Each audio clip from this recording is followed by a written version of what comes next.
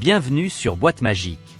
Aujourd'hui, nous vous emmenons au cœur de l'Amazonie, là où la jungle demeure l'une des plus vastes et mystérieuses du globe. Dans ces forêts primaires se cachent des espèces extraordinaires, d'allure presque préhistorique, mais aussi des récits et légendes suggérant l'existence de créatures mythiques.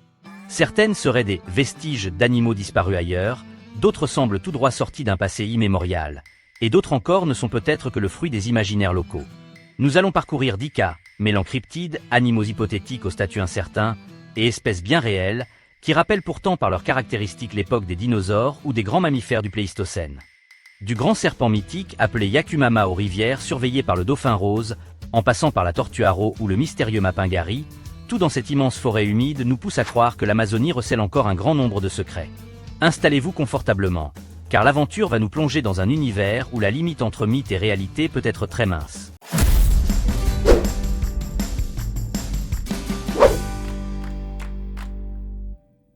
Qu'il s'agisse de créatures bien documentées dont l'allure semble figée depuis des millions d'années, ou de légendes indigènes suggérant que les géants du passé rôdent encore, laissez libre cours à votre curiosité. La forêt amazonienne est un lieu de mystère. Le serpent géant Yakumama, mythe ou relique préhistorique. On commence notre périple par une créature purement légendaire, le Yakumama. Son nom, dans certaines langues indigènes, signifie « mère de l'eau ». Les récits décrivent un serpent titanesque qui résiderait dans les profondeurs des fleuves ou des lagunes reculées. Il serait si colossal que, lorsqu'il se déplace, il ferait trembler la rivière et provoquerait un grondement semblable à un tonnerre sourd. Bien entendu, aucune preuve scientifique ne vient corroborer l'existence d'un tel monstre.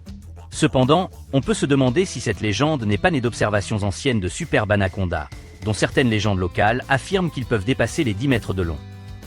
L'anaconda géant, bien que rarement mesuré de façon fiable au-delà de 8 ou 9 mètres, pourrait alimenter l'imaginaire des communautés, donnant lieu à la figure du Yakumama.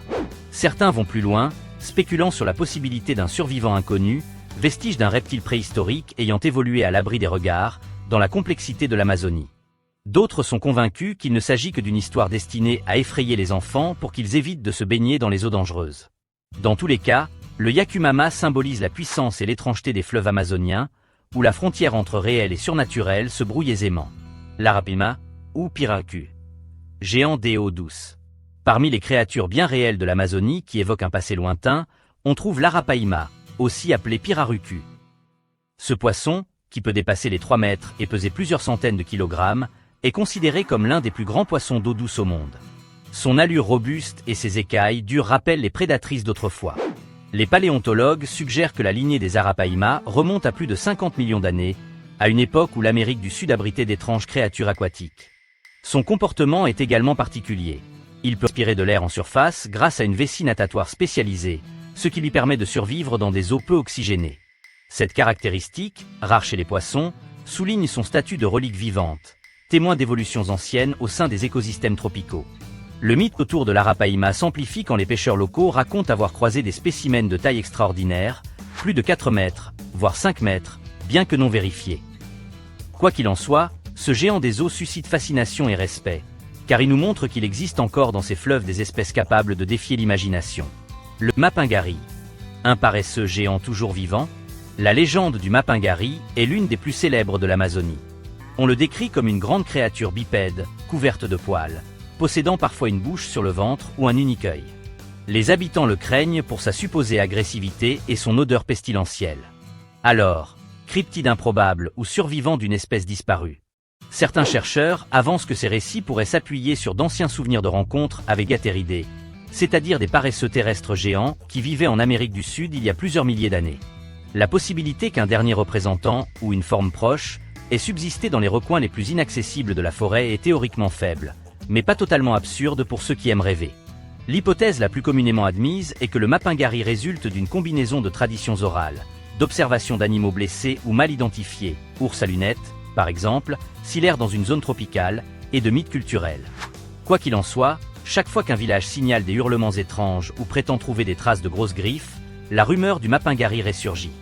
Au-delà de la réalité zoologique, ce monstre symbolise la grande méconnaissance que nous avons encore de l'immense territoire amazonien, où un fossile vivant pourrait toujours se cacher.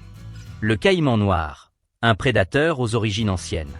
Le caïman noir est souvent considéré comme l'un des plus grands prédateurs de l'Amazonie, pouvant atteindre 5 à 6 mètres de long. Ce reptile, à l'armure écailleuse et aux mâchoires puissantes, descend d'une longue lignée de crocodiliens remontant à plus de 80 millions d'années. Il arbore un air préhistorique tant son apparence évoque celle des ancêtres reptiles du Crétacé. Malgré la chasse intensive dont il a été victime pour sa peau, le caïman noir se maintient encore dans certains recoins reculés des fleuves et lacs. Les populations locales le craignent et le respectent, racontant parfois des histoires de spécimens géants qui auraient attaqué des canoës ou englouti du bétail venu s'abreuver. Les biologistes y voient plutôt un grand prédateur indispensable à la régulation des écosystèmes aquatiques. À chaque fois qu'on observe ce reptile, on comprend un peu plus le rôle crucial qu'il joue dans la chaîne alimentaire. Le caïman noir n'est pas un cryptide, mais sa présence illustre parfaitement à quel point la faune amazonienne peut héberger des êtres quasi inchangés depuis des ères géologiques passées. La tortue haro, entre endurance et antiquité. La tortue haro, ou Podocnemie expansa, aussi appelée tortue de l'Amazone, est l'une des plus grandes tortues d'eau douce au monde. Elle peut dépasser 90 cm de carapace et vivre plus d'un siècle. Sa apparence trapue, sa démarche lente et ses habitudes de ponte, grandes plages sablonneuses sur les berges des fleuves, lui confèrent un air ancestral, comme si elle était une relique vivante d'une époque oubliée. Les populations indigènes, qui la connaissent depuis des millénaires, la vénèrent souvent comme symbole de sagesse et de longévité. Sur le plan évolutif, des fossiles suggèrent que les tortues de ce groupe, les Podocnémidés, ont une lignée très ancienne, datant d'environ 100 millions d'années, coexistant avec les dinosaures. Son adaptation à la vie en eau douce tropicale, sa carapace solide et ses fortes mœurs coloniales, les femelles se rassemblent par centaines pour pondre, ont sans doute contribué à sa survie à travers les âges. Dans un contexte où la chasse et la collecte menacent l'espèce, de multiples projets de conservation tentent de préserver la tortue haro. Chaque fois qu'on aperçoit ces géantes remonter le fleuve pour pondre, on a la sensation d'assister au retour d'une créature d'un passé très lointain, ayant bravé le temps contre vent et marée. Le dauphin rose, la magie des marais. Le boto, ou dauphin rose de l'Amazone, Injo franci, est un mammifère aquatique atypique, de couleur rose, doté d'un long bec et d'une bosse dorsale plutôt qu'une véritable nageoire dorsale. Il évolue dans les eaux boueuses et sinueuses de la forêt tropicale. Les légendes locales abondent à son sujet. Certaines tribus prétendent qu'il peut se métamorphoser en humain la nuit pour séduire les jeunes femmes, ou qu'il possède des pouvoirs mystiques. D'un point de vue évolutionnaire, il est considéré comme un dauphin de rivière particulièrement ancien, dont la lignée serait séparée des dauphins marins depuis des millions d'années. Son adaptation au milieu fluvial, flexibilité du cou, vision différente, écolocation ajustée, témoignent d'une longue histoire d'évolution dans des eaux encombrées. Ainsi, le boto apparaît comme un pont entre le mythe et la science. Son apparence féerique et la place qu'il tient dans le folklore contrastent avec l'analyse génétique qui le rattache à un passé reculé. À sa façon, c'est un exemple d'animal ancien. Preuve que les fleuves tropicaux peuvent être des refuges pour des lignées qui ont évolué à part, parfois pendant des époques immenses. Le crapaud de Suriname, un ovni de l'évolution. Le pipa-pipa, surnommé crapaud de Suriname, est probablement l'un des amphibiens les plus insolites au monde. Plat comme une feuille, dépourvu de langue et doté d'une forme de museau aplati, il vit enfoui dans les eaux stagnantes, ne se montrant qu'à de rares occasions. Mais ce qui frappe surtout, c'est son mode de reproduction. La femelle incube les œufs dans de petites alvéoles situées sur son dos, sous la peau. Les têtards s'y développent et y éclosent, donnant directement naissance à de minuscules crapauds capables de se débrouiller. Cette stratégie de reproduction presque alien a intrigué les scientifiques, qui ont trouvé des similarités avec d'anciens fossiles amphibiens. Bien sûr, ce n'est pas un dinosaure amphibie, mais son anatomie rare et ses particularités morphologiques suggèrent une évolution singulière, conservant certains caractères primitifs. Les populations locales laissent parfois entendre que ce crapaud serait maléfique ou tabou, parce que sa forme est si déroutante. Mais pour les biologistes, c'est un trésor d'adaptation, un rappel que l'évolution peut emprunter des voies très variées, dont certaines mènent à des animaux à l'allure presque préhistorique. Le boa constricteur. Une forme peut changer depuis des millénaires. Le boa constricteur d'Amazonie, Boa constrictor, est l'un des serpents les plus connus au monde. Doté d'une musculature puissante et d'un mécanisme de constriction pour tuer ses proies, il appartient à un groupe de serpents ancestraux présents en Amérique du Sud depuis des dizaines de millions d'années. Bien que moins colossal qu'un anaconda, le boa peut tout de même atteindre 3 à 4 mètres de long, voire plus dans certaines populations. Les légendes circulent sur d'éventuels boas géants, capables d'attaquer du bétail, mais la documentation manque. Reste que son apparence et sa technique de chasse n'ont guère changé depuis les ères préhistoriques, signe d'une efficacité redoutable. Pour certaines communautés autochtones, ce serpent est un esprit de la forêt, parfois craint, parfois respecté.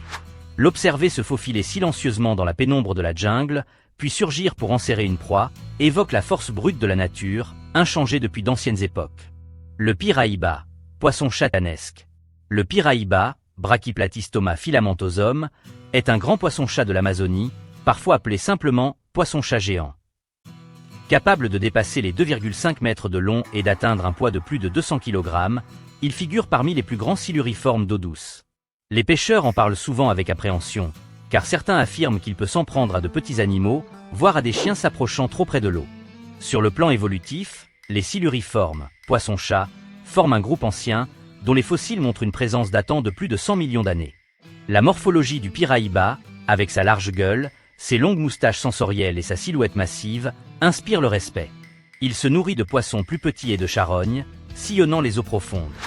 Des légendes locales évoquent des Piraïbas colossaux, capables d'avaler un être humain adulte.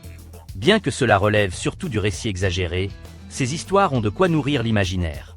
Les scientifiques, eux, insistent sur la rareté d'observer de vrais spécimens géants, vu la pression de la pêche. Pourtant, chaque capture exceptionnelle relance l'idée qu'il pourrait exister des reliques vivantes dans les recoins des grands fleuves, bien plus grands que tout ce qu'on a enregistré jusqu'ici. Le Curupira, gardien de la forêt ou réminiscence d'une espèce perdue. On termine avec le Curupira, personnage mythique des légendes brésiliennes. Souvent décrit comme un être humanoïde de petite taille, aux cheveux roux flamboyants et aux pieds orientés vers l'arrière, pour brouiller les pistes, il est considéré comme le protecteur des animaux et de la forêt. On le craint car il punit les chasseurs qui tuent pour le plaisir ou saccagent la nature. Du point de vue purement folklorique, le Curupira est un esprit, pas un animal. Mais certains ethnologues se demandent si l'idée d'une créature sauvage et rusée ne pourrait pas provenir de rencontres anciennes avec une population isolée. Peut-être une espèce simiesque méconnue, sorte de grand singe d'Amérique, bien que les singes d'ici soient plutôt arboricoles. D'autres y voient une simple figure spirituelle, reflet de la conscience écologique des tribus, avertissant que la forêt se défend.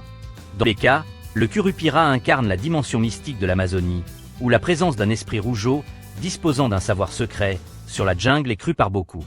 Il rappelle qu'en Amazonie, la frontière entre le monde naturel et le monde spirituel est poreuse.